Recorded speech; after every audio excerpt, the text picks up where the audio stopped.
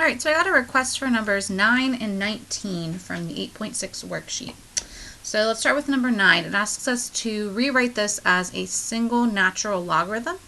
To do so, remember we're using our properties of logarithms, which are our power property, our quotient property, and in this case, the first property I would be using is the power property. So this little 2 out front, remember, can move back up to be an exponent to make that b squared. And same thing with this 1/2. That can move back up to the c and make this the 1/2 power. Now remember, the 1/2 power is the same thing as the square root of c.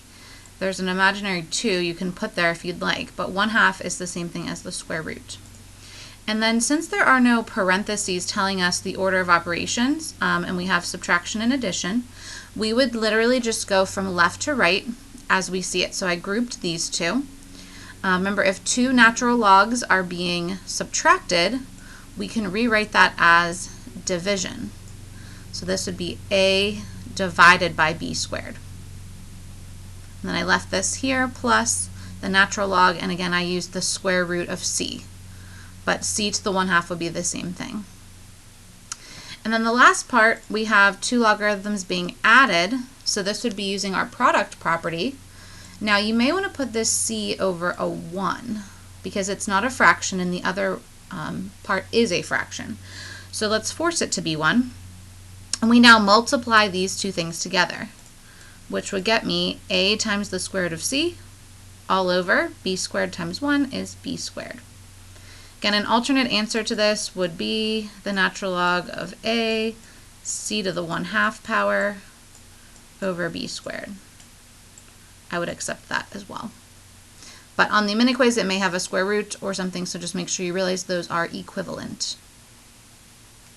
Okay, the second question I had was on number 19.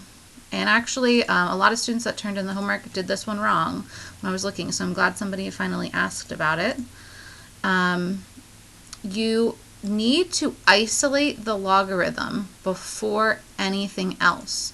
So the first thing I need to do is undo addition of 1.1 with its inverse, subtraction, on both sides of the equal sign, which will get me then the natural log of x squared equals 4.9.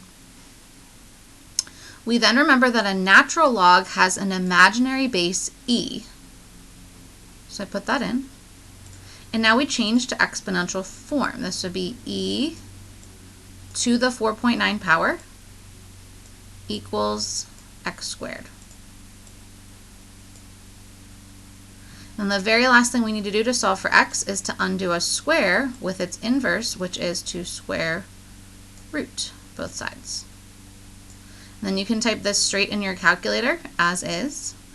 And we should get positive and negative 11.588.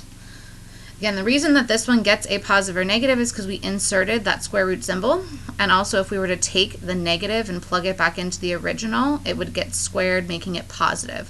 So that's why we have 2 answers for this one instead of just 1.